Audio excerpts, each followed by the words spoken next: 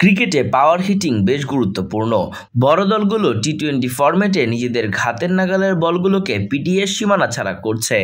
এমন নয় যে শুধু মাসলম্যানরা পাওয়ার হিটিংয়ে পারদর্শী, সাবকন্টিনেন্টের দেশগুলোর ব্যাটাররাও এখন হরহামেশাই 200 থেকে 180 স্ট্রাইক রেটে ব্যাট করছেন। এর মূল কারণ অবশ্যই স্কিল ও অনুশীলন।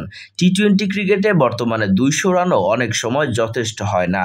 ব্যাটারদের এমন স্কিলফুল করতে বিসিবি নিয়োগ দিয়েছে হার্ড হিটিং ওস্তাদ জুলিয়ান উডকে। ক্রিকেটে জুলিয়ান উড একজন চেনা মুখ। বিভিন্ন দেশের ফ্র্যাঞ্চাইজি ক্রিকেটে তালিম দিয়ে আসছেন তিনি। আইপিএল থেকে শুরু করে 2বার বিপিএলেও কাজ করে গেছেন। এবার আর ফ্র্যাঞ্চাইজি নয়, জাতীয় দলের দায়িত্ব এই ইংলিশের হাতে তুলে দিয়েছে বিসিবি। টাইগারদের অনেক খেলোয়াড়ই বর্তমানে পাওয়ার হিটিং আয়ত্ত করছেন, তবে দলের মধ্যে সেই স্পিডটা এনে দিতে উডকে 21 দিনের দায়িত্ব দিয়েছে বিসিবি। সামনে এশিয়া কাপ, এবার এশিয়া কাপের ফরম্যাট টি-20।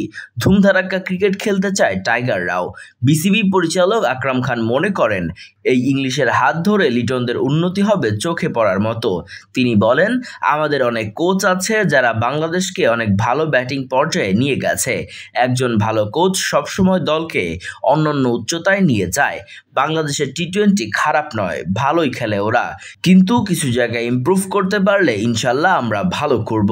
উড মনে করেন, শুধু ফিজিক্যাল ফিট হলেই যে বাউন্ডারির ফুলঝুরি হবে এমনটা নয়। অবশ্য ফিটনেসের বড় ভূমিকা আছে, তবে তার সাথে থাকতে হবে নিবিড় অনুশীলন ও স্কিল। যথেষ্ট স্কিলফুল হলেই যে কোনো দলের বিপক্ষে যে কোনো পরিস্থিতিতে ভালো করা সম্ভব। এখন দেখার বিষয়, এশিয়া কাপের আগে 21 দিনের ক্যাম্পে কতটা শিখতে পারে লিটন, তামিম ও জাকেররা। যদি সত্যি লিটনদের অ্যাপ্রোচে পজিটিভিটি পাওয়া যায়, তবে দীর্ঘমেয়াদে হয়তো এই ইংলিশকে নিয়ে ভাবতে হতে পারে। Murtaza Tanvir, news desk, Bengali mail.